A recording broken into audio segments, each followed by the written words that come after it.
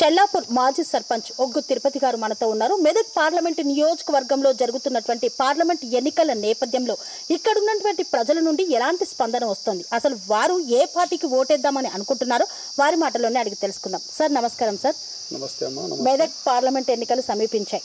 ఇక్కడ BJP, BRS, Congress ముగ్గురు అభ్యర్థులు ప్రచారంలో దూసుకు వెళ్తున్నారు. ఈ నేపథ్యంలో మీరు ఏ పార్టీకి ఓటేద్దాం అనుకుంటున్నారు? మా TR9 ఛానల్కు అందరికీ కూడా నమస్కారాలు. మరి ఇప్పుడు ప్రధానంగా మన తెలంగాణలో బీఆర్ఎస్, కాంగ్రెస్, బీజేపీ అనేటువంటి మూడు ప్రధాన పార్టీలు ఇప్పుడు ఎన్నికల్లో ప్రధానంగా ప్రచారంలో ఉన్నాయి. మరి ఈ మూడు పార్టీలలో ఏ పార్టీకి ఓటేస్తే ఒక సామాన్య ప్రజానీకానికి, పేద ప్రజానీకానికి మేలు జరుగుతుంది అనేటువంటిది పేద ప్రజలందరూ కూడా ఆలోచించి చేయవలసినటువంటి అంశం ఇది. ఎలక్షన్ అంటే ఏదో ఇవాళ మనకు వీళ్ళు 1000 ఇచ్చిండ్రు, వాళ్ళు 2000 ఇచ్చిండ్రు, 2000కి సంతోషపడతాం, 4000 ఇస్తే వాళ్ళకి ఇస్తాం ఓటు, లేకుంటే 1000 రూపాయలు ఇచ్చిన వాళ్ళకి వెయ్యము, ఏమి ఇయ్యని వాళ్ళకి అసలుకే వెయ్యము అనేటువంటి భావన ఓటర్ మహాశైలకు అందరికి కూడా ఉండద్దు అనేటువంటిది నా యొక్క విజ్ఞప్తి, నాకు తెలిసిన మటుకు. ప్లస్ రెండవది బీఆర్ఎస్ పార్టీకి ఓట్లు ఎందుకు వేయకూడదు అనేటువంటి ప్రశ్న. బీఆర్ఎస్ పార్టీకి ఎందుకు ఓట్లు వేయకూడదు అనేటువంటి ప్రశ్న అంటే ఇప్పుడు పేద ప్రజానీకం ఉండేటువంటిది పల్లెటూళ్ళను అన్నింటినీ కూడా వాళ్ళు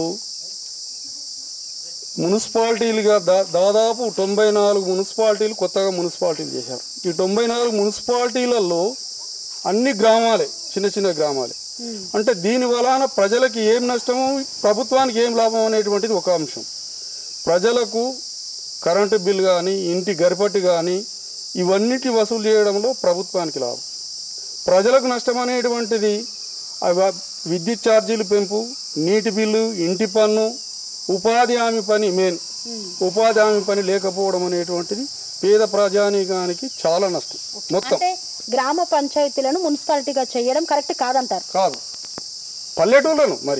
పల్లెటూళ్ళను అన్నిటినీ కలిపి కూడా మున్సిపాలిటీలు చేయడంతో ఇది పెద్ద నష్టం పేద ప్రజానీకానికి. అంటే అభివృద్ధి చేసేందుకు అవకాశం ఉంటుంది కదా సార్, గ్రామాలు కూడా పట్టణాల్లాగా అభివృద్ధి చెందుతాయి కదా. ఒకటమ్మా, అభివృద్ధి చెందడానికి అని చెప్పానంటే మన ఇండియాలో దాదాపు 46-47 ప్రభుత్వ శాఖలు ఉన్నాయి. మెయిన్ గ్రామ పంచాయతీకి ఎమ్మెల్యే గారు, ఎంపీ గారు చేయాలనుకుంటే ఈ ప్రతి ఒక్క శాఖల నుండి కూడా నిధులను తీసుకొచ్చేటువంటి అవకాశం గ్రామ పంచాయతీలకు మట్టుకే ఉంటుంది.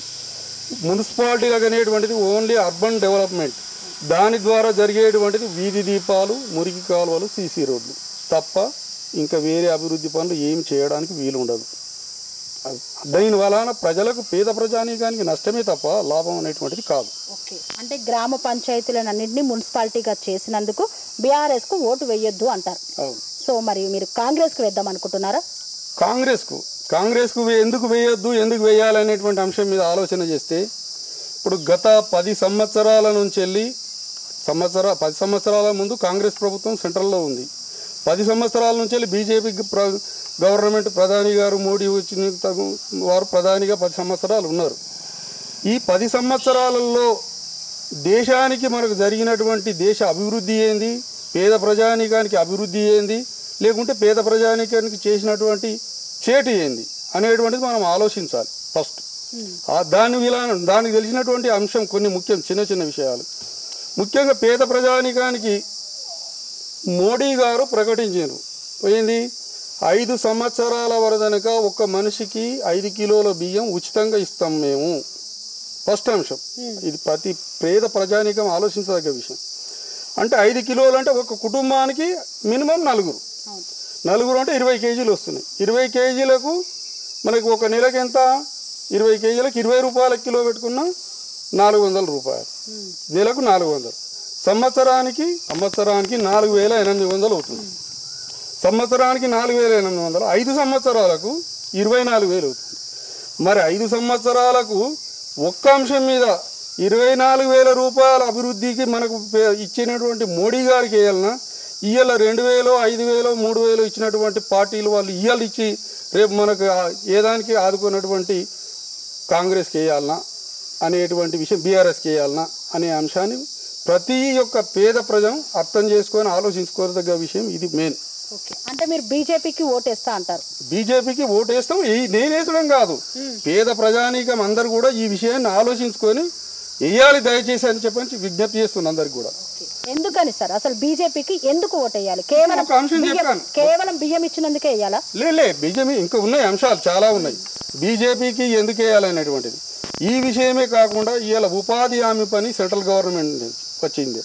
ఇవాళ ప్రతి ఇంటింటికి టాయిలెట్ అనేటువంటిది, టాయిలెట్ కట్టించుకోవడం అనేటువంటిది, ఒక మహిళ అవతలికి చెంబు పట్టుకొని పోవద్దు అనేటువంటి స్కీమ్ తీసుకొచ్చినటువంటిది బీజేపీ గవర్నమెంట్. ఇలా మన దేశ రక్షణకు చుట్టూ ఉన్న దేశాలు, చుట్టూ 7-8 ముస్లిం దేశాలు ఉన్నటువంటి దేశాలు ఈ ఇంచు మందం కదలకుండా కూడా దేశ రక్షణ కోసం ఎలాంటి చర్య తీసుకుంటుండనేటువంటిది అది మనందరికీ తెలిసిన విషయం. దేశం కాపాడితేనే మనం ఉన్నాం. మనం లేకపోతే దేశం లేదు, మన దేశం లేకపోతే మనమే లేదు. మనం కూడా బానిసలం అవుతాం. ఆ బానిస బతకకుండా అది చేసేటువంటి. ఇంకోటి ఆర్థికాభివృద్ధి. ఇవాళ ప్రపంచ దేశాలలో చైనా ఒకప్పుడు మనకన్నా జనాభాలో ఎక్కువ ఉన్నాం. ఇవాళ జనాభా చైనాను మించిపోయింది భారతదేశం. చైనాను మించిపోయినప్పుడు ఇవాళ చైనా ఆర్థిక పరిస్థితులలో ఇబ్బందులు ఎదుర్కొంటుంది. అంత పేరుగాంచిన అమెరికా కూడా ఆర్థిక పరిస్థితుల్లో ఇబ్బందులు కొట్టుకుంటుంది. మరి మనకు కరోనా వచ్చి ఇవన్నీ అది చేసుకున్నా కానీ మన భారతదేశ ఆర్థికాభివృద్ధి చెందింది అనేటువంటిది ప్రపంచ దేశాలు ఏదో నువ్వు చెప్తున్నాను టీవీ ద్వారా అందరం, అంటే నేను పోయి చూసినా నీతో మాట్లాడు, టీవీ ద్వారా అందరం చూస్తున్నాం మీడియా. ప్రపంచ దేశాలు అగ్రదేశమైనటువంటి అమెరికా అధ్యక్షుడు కూడా ప్రధాని గారిని మెచ్చుకున్నారు. అంటే చేస్తేనే మంచి పని చేస్తేనే ఎవరైనా మెచ్చుకుంటారు. అది ఒకటి. ఇవాళ ప్రపంచ దేశాలకు కొన్ని దేశాలకు కూడా మన దగ్గర నుంచి వెళ్ళి కరోనా వ్యాక్సిన్ అనేటువంటిది పంపించడం జరిగింది. అదే కాకుండా ఇవాళ బార్డర్ మీద ఉన్నటువంటి కిసాన్కు జవాన్కు అన్ని అధికారాలు, దేశ ప్రధాని కన్నా ఎక్కువ అధికారాలు రక్షణకు మీరు ఉంటారు కాబట్టి మీకు మాకన్నా ఎక్కువ అధికారాలు ఉండాలి, తప్పు చేయకుండా అధికారాన్ని నిర్వహించండి అనేటువంటి అధికారం ఇచ్చింది బీజేపీ గవర్నమెంట్. కాబట్టి ఇవాళ దేశ రక్షణ కోసం వాళ్ళు ఏదానికైనా సిద్ధం ఉండి, మా ప్రాణత్యాగానికైనా సిద్ధం. మాకు ఇంత ఒక ప్రధానికి కూడా ఒక మీటింగ్ పెట్టి ఒక ఆర్టికల్ దాన్ని చేంజ్ చేయాలంటే మీటింగ్ పెట్టాలి. కానీ ఏ మీటింగ్ లేకుండా బార్డర్ గెట్ దాటి వస్తే షూట్ చేసేటువంటి పవర్ ఇచ్చింది ఓన్లీ బీజేపీ గవర్నమెంట్. కాబట్టి ఇవన్నిటిని ఆలోచన చేసుకొని మనం ఖచ్చితంగా మూడోసారి కూడా ప్రధాని మోడీ గారిని గెలిపించుకుంటే దేశం సస్యశ్యామలం ఉంటుంది, పేద ప్రజానికం సస్యశ్యామలం ఉంటుంది. ఇంకా రైతులకు కూడా ఎన్నో మేలు చేశారు. ఇప్పుడు ట్రాక్టర్స్ లోను ప్లస్ ఇప్పుడు భూమి ఒక లిమిట్ 5 ఎకరాల లోపల ఉన్నటువంటి వాళ్లకు 6,000 రూపాయలు సంవత్సరానికి కిసాన్ మోర్చా ద్వారా, పిఎం కిసాన్ ద్వారా దాన్ని అది చేస్తున్నాడు. అవి ఇట్లాంటి ఫలితాలు ఇంకా చెప్పుకుంటూ పోతే చాలా ఉన్నాయి. కాకపోతే టైం మీకు వేస్ట్ అవుతుందేమో అని చెప్పాను, కానీ ఇంకా చాలా ఉన్నాయి చెప్పడానికి. అంటే మోదీ చేసిన అభివృద్ధి పనులు చాలా ఉన్నాయి కాబట్టి మోదీనే మళ్ళీ ప్రధాని కావాలని అనుకుంటున్నారు. తప్పనిసరిగా ప్రతి మన తెలంగాణ పౌరులు మన తెలంగాణ మటుకు ఆలోచించుకొని మనం చేయాల్సినటువంటి విషయాలు ఖచ్చితంగా వీటిని చేయాలి. ఇలా సెంట్రల్ గవర్నమెంట్ నుంచి ఏం చేసిండ్రు, ఏమొచ్చింది అనేటువంటి విషయం కూడా మాట్లాడుతున్నారు పార్టీలు. సెంట్రల్ గవర్నమెంట్ నుంచి ఇలా రైల్వే వచ్చింది, హైవేస్ వచ్చినాయి, ఇవన్నీ సెంట్రల్ గవర్నమెంట్. అవన్నీ చెప్పుకుంటూ పోతే ఇంకా చాలా టైం పడుతుంది. లక్షల కోట్లు ఇప్పుడు కిషన్ రెడ్డి గారు చెప్తున్నారు కదా, ఆ విధంగా అవన్నీ వాస్తవమైన విషయాలు, అబద్ధమైన విషయాలు కాదు. కాబట్టి అవన్నీ కూడా సెంట్రల్ గవర్నమెంట్ స్కీములే. కానీ ఒకటి ఏంది కదా అంటే అధికారంలో మేము ఉన్నామని చెప్పని ప్రచారం చేసుకొని గంగేదులోడు కదా పోతే ఈ పాట పాడితే ఈ పాటని పక్క, ఆ పాట పాడితే ఆ పాటని పక్క అని అనుకున్నాడుకోలేదు. తెలియని జనం కొంత మోసపోతలేరని కదా. అందుకోసం దయచేసి జనం టీవీలలో చూసుకుంటూ మనకి చెప్పిన విషయాలు వాస్తవమా కాదా అనేటువంటిది ఆలోచించుకొని మరి మనం ఇలా మనకు ఓటే మన ఆయుధం. మన పేద ప్రజానికం, మన గ్రామము, మన రాష్ట్రము, దేశం బాగుపడాలనుకుంటే మనం మంచి చేసే నాయకుల్ని ఎన్నుకున్నప్పుడే ఇవన్నీ కూడా అభివృద్ధి చెందుతాయి, బాగుంటాయి, మనం కూడా బాగుంటాం. కాబట్టి అది ఆలోచన చేసుకోవాలని చెప్పని ప్రజానీకానికి అందరికీ కూడా విజ్ఞప్తి చేస్తున్నాను. మెదక్ పార్లమెంట్ బీజేపీ అభ్యర్థిగా రఘునందన్ రావును నిలబెట్టారు. సో మరి ఆయన ఎలాంటి వ్యక్తి అనుకుంటున్నారు? అమ్మా, రఘునందన్ రావుకు ఓటు ఎందుకు వేయాలనేటువంటి ప్రశ్న. రఘునందన్ రావు గారు అనేటువంటి వ్యక్తి మన తెలంగాణలో ఏ ప్రశ్న చేసినా ఆ ప్రశ్నకు సరి అయిన సమాధానం, పార్టీలు నువ్వు నేను అని తేడా లేకుండా సరి అయిన సమాధానం ఇచ్చేటువంటి మేధాశక్తి గల వ్యక్తి రఘునందన్ రావు ఫస్ట్. ఇంకొకటి, కొందరు అంటున్నారు అపోహలు, అభివృద్ధి చేయలేదు అభివృద్ధి చేయలేదు. అవునయ్యా, అభివృద్ధి రాష్ట్రం నీ చేతిలో ఉన్నది, పార్టీ వేరైంది. నువ్వు డబ్బులు ఇవ్వకపోయినాక ఆయన ఏమన్నా అభివృద్ధి చేయలేదా? నువ్వు డబ్బులు ఇస్తే ఆ డబ్బుల్ని ఏమైనా దుర్వినియోగం చేసాడు, ఈ 10 లక్షల రూపాయలు దానికి ఇస్తే చేయలేదు వాపస్ ఇచ్చిండు, లేకుంటే ఈ 10 లక్షల రూపాయలు ఆయన ఫ్రాడ్ చేసిండు అనేది నిరూపించాడు. ఆయన ఇప్పుడు ఈ రోజు నాడు కూడా ఆయన డ్రాప్ పెట్టి మేము చేపిస్తాం. అందరు మాట్లాడుతున్నారు, తెలివి తక్కువ మాటలు మాట్లాడగానే గొప్పతనం కాదు. ప్రభుత్వం అనేటువంటిది ఇవ్వలే. ఈవెన్ సెంట్రల్ గవర్నమెంట్ నుంచి వచ్చినటువంటి ఉపాధి హామీ పని డబ్బులు కూడా నియోజకవర్గ వేదిక సమానంగా బీఆర్ఎస్ పార్టీ ఇవ్వలేదు. పక్కకున్న సిద్దిపేట కాన్స్టిట్యూషన్లో ఇప్పటికీ రోడ్లకు నీళ్ళు వస్తున్నారు, మొక్కలకు నీళ్ళు వస్తున్నారు, అవన్నీ చేసుకుంటున్నారు. ఇటు సిరిసిల్ల కాన్స్టిట్యూషన్, సిద్దిపేట కాన్స్టిట్యూషన్. అదే దుబ్బాక కాన్స్టిట్యూషన్ ప్రజలు మీకు ఓట్లు వేయలేదా? ఈవెన్ ఏ రోడ్డుకు గడ్డి చెక్కడం కానీ, చెట్లు పెట్టడం కానీ, ఎలాంటి ఉపాధి సెంట్రల్ గవర్నమెంట్ నుంచి వచ్చినటువంటి అట్లాంటి డబ్బులు ఇవ్వకుండా చేశారు. కాబట్టి అభివృద్ధిలో కొంత కుంటు పడవచ్చు. అయినా ఆయన ఇంకా సాధ్యమైన కాడికి సెంట్రల్ గవర్నమెంట్ నుంచి వచ్చేటువంటి ఇప్పుడు Siddipet to Sangareddy highway road చేయడం, ఇప్పుడు దుబ్బాక టు ముస్తాబాద్ రోడ్, ఇప్పుడు ఈ నుంచి వెళ్ళి మన భూంపల్లి టు చేగుంట, ఇట్లాంటి రోడ్లు ఆయన నియోజకవర్గంలో చేసిండు, అభివృద్ధి చేసిండు. అవన్నీ సెంట్రల్ గవర్నమెంట్ నుంచి వచ్చినాయి. అంటే సెంట్రల్ గవర్నమెంట్ నుండి వచ్చిన నిధులతోటి రఘునందన్ రావు అభివృద్ధి చేశారు. రాష్ట్ర ప్రభుత్వం సహకరించలేదు అంటారు. సహకరించలేదు. ఆయన తోడ్పాటు కొట్లాడి ఇప్పుడు సికింద్రాబాద్ టు సిద్దిపేట రైల్వే అవన్నీ సెంట్రల్ గవర్నమెంటే కదా. వాళ్ళు కాదనుకుంటే వచ్చేది కాదు కదా. మరి ఈ విధంగా చేసేటువంటి అభివృద్ధి చేసిండు. చిన్న చిన్న నువ్వు వచ్చేటువంటి డెవలప్ నువ్వు ఫండ్స్ ఇచ్చినప్పుడు ఆయన వేరే చిన్న చిన్న అభివృద్ధి ఎట్లా చేస్తాడు? నీ నియోజకవర్గాల ప్రతి సంఘానికి, ప్రతి కుల సంఘాలకు, కులాలకు నువ్వు అన్నీ చేసినావు. మరి దుబ్బాక నియోజకవర్గం కులం దాంట్లో ఎక్కడ చేసిండ్రు, ఏడాది చేసిండ్రు, చేయలేదు. అంటే మీరు ఇయ్యలేదు కాబట్టి ఆయన చేయలేదు. నీవు సమభాగంగా వంచి ఆయనకు వచ్చేటువంటి నిధులను ఆయన లెక్క ప్రకారంగా ఆయనకు వచ్చేటువంటి నియోజకవర్గ అభివృద్ధి 3 కోట్ల రూపాయలు కూడా ఇవ్వలేదు. చెప్పుకోవడానికి సిగ్గు. ఆయన ఒక అసెంబ్లీలో మాట్లాడినా కానీ ఇయ్యబో ఏం చేసుకుంటావో అనే విషయం మాట్లాడారు. కాబట్టి ఆయన అభివృద్ధిలో కొంత వెనుకబడవచ్చు.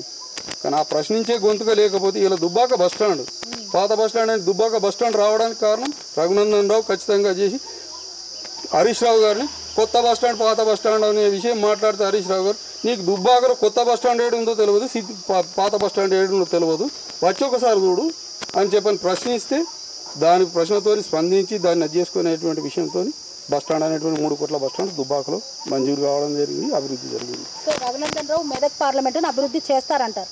ఖచ్చితంగా అభివృద్ధి చేస్తారు. ఆయన సెంట్రల్ గవర్నమెంట్ నుంచి ఇప్పుడు స్టేట్ గవర్నమెంట్ ఇక్కడ లేకున్నా, స్టేట్ గవర్నమెంట్లో కాంగ్రెస్ ఇప్పుడు ఉన్నది కాబట్టి కాంగ్రెస్ గవర్నమెంట్ ఉన్నా లేకున్నా, ఆయన ఇంకోటి స్టేట్ గవర్నమెంట్లో కూడా రేవంత్ రెడ్డి గారితో కానీ సీఎం గారితో ఉన్న శాఖల మంత్రులతో కానీ ఒక సవినయంగా మాట్లాడేటువంటి వ్యక్తి.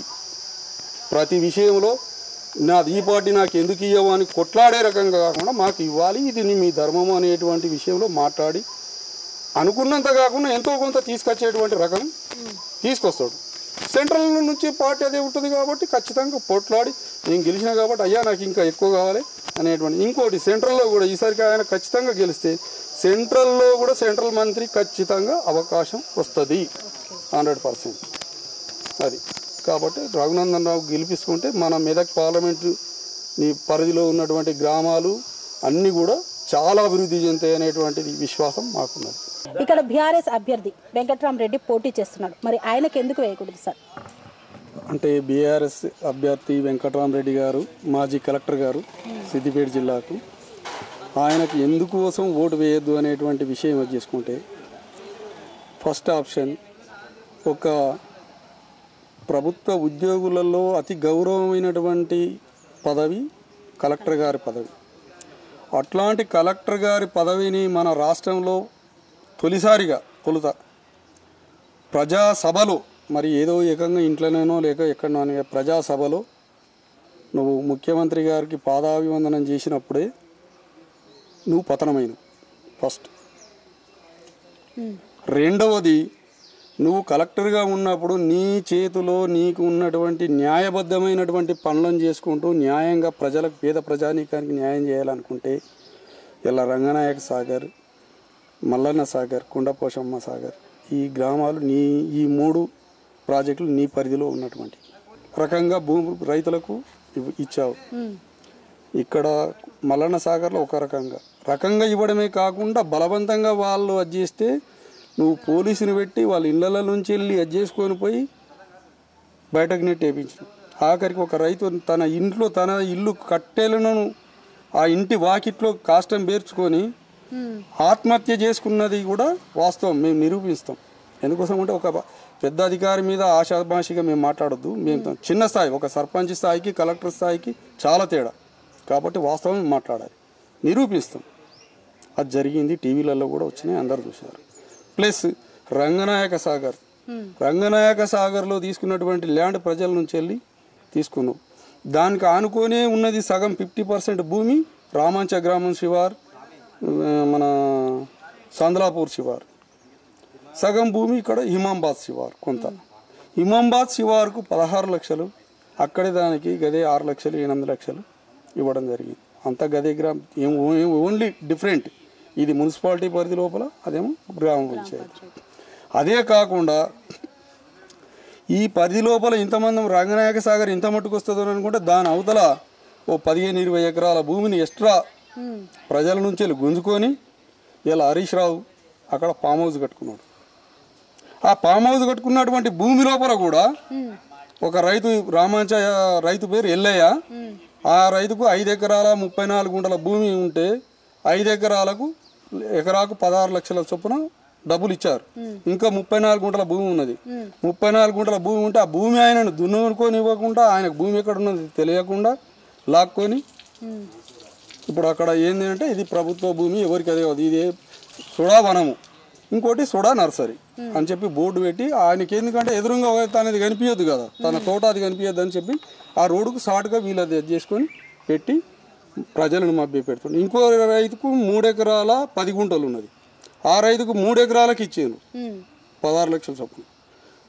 ఇంకా 10 గుంటల భూమి అయినది ఇయ్యలేదు. ఇట్లా ఎంతోమంది భూములు గుంజుకొని లాక్కొని చేసేటువంటి విషయం, ఆ దుర్మార్గమైన పని చేసింది ఎవరు అధికారికంగా? వెంకట్రామరెడ్డి. సో కాబట్టి ఆయన కోట వేయొద్దు అంటారు. ఎట్లా నువ్వు అధికారంలో ఉన్నప్పుడు న్యాయబద్ధంగా పనిచేయనువి, ఇలా అధికారం వచ్చినాక ఇంకేం చేస్తావు? అధికారం ఉన్నప్పుడే నువ్వు 1000 కోట్లు దండుకున్నావు కమిషన్లలో, వీటిలలో, వాటిలలో. ఇలా కోకాపేటలో, హైదరాబాద్లో కోకాపేటలో నీకు పార్ట్నర్షిప్ ఇస్తానంటే నేను ఎమ్మెల్సీగా అది చేసినావు. ఆయనకు అన్నీ ఈ ఒప్పందాలు అన్నీ జరిగినాయి కాబట్టి మీరంతా అదైపోయినారు. ఇలా ఆడ కూడా తీసుకున్నావు 1000 కోట్ల, ఇలా 1000 కోట్ల దాన్ని లక్షల కోట్లకు చేస్తున్నావు. 1000 కోట్ల ప్రాపర్టీ నువ్వు, లక్షల కోట్ల ప్రాపర్టీ ప్రభుత్వం 1000 కోట్లలో తీసుకుని అది చేస్తున్నావు. మరి ఇట్లా మోసం చేసిన, నీకు అధికారం లేనప్పుడే ఇన్ని మోసాలు చేసినావు, మరి అధికారం ఉన్నాక ఇంకేం చేస్తావు?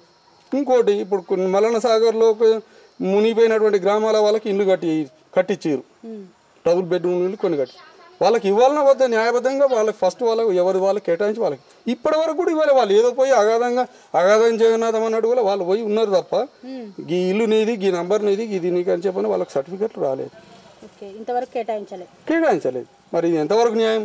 నువ్వు పేద ప్రజానీకానికి ఏం న్యాయం చేస్తావు రేపు అనేటువంటిది మా ప్రశ్న.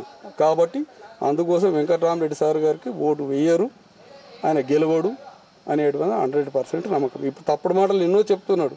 తప్పుడు మాటలు చెప్పినంత మాత్రాన ప్రజలంతా మూర్ఖులేం గారు. ఈ తెలిసిన విషయాలు కూడా కొంతమంది అయినా తెలుసుకుంటారు. ఇవాళ రేపు మీడియా ప్రతి ఇంట్లో సెల్ ఫోను, టీవీ, వీటి ద్వారా మంచి చెడు అనేటువంటి గ్రహించే శక్తి ప్రజలకు వచ్చింది కొంతనైనా. కాకపోతే కొంతమంది ప్రజలు డబ్బుకు ప్రలోభపడుతున్నారు. అట్లా కూడా కాదండి, డబ్బుకు ప్రలోభపడ్డప్పుడు వాళ్ళ కర్మ వాళ్ళు అనుభవిస్తారు అనేటువంటిది మా వాదన. ఖచ్చితంగా ఈసారికి ఇంకోటి, కాంగ్రెస్ అభ్యర్థి నీలం మధు, ఆయన గురించి మాకు ఎక్కువ తెలియదు. కానీ కాంగ్రెస్ గవర్నమెంట్ ఇక్కడ ఉన్నది కాబట్టి సరే ఆయన అభ్యర్థి అక్కడ కొన్ని విషయాలు చేయొచ్చు. కానీ ఇక్కడ ప్రజానీకానికి ఇప్పుడు దుబ్బాక కానీ, ఇటు సిద్దిపేట కానీ, మెదక్ కానీ, ఈ ప్రజానీకానికి ఆయన తెలియని వ్యక్తి. ప్లస్ ఏం చేసిండు, మంచి చేసిండా చెడు చేసిండా ఏందనేటువంటి తెలియని వ్యక్తి. ఒకటి తెలియని వ్యక్తి. ప్రజలు అనేటువంటిది, ప్రజలకు నువ్వు ఏం సేవ చేసినావు, ఏం చేస్తున్నావు అనేటువంటి తెలియని వ్యక్తి. అందుకోసం ఆయన కూడా గెలవడు. ఖచ్చితంగా రఘునందన్ రావు గెలుస్తాడు అనేటువంటిది మా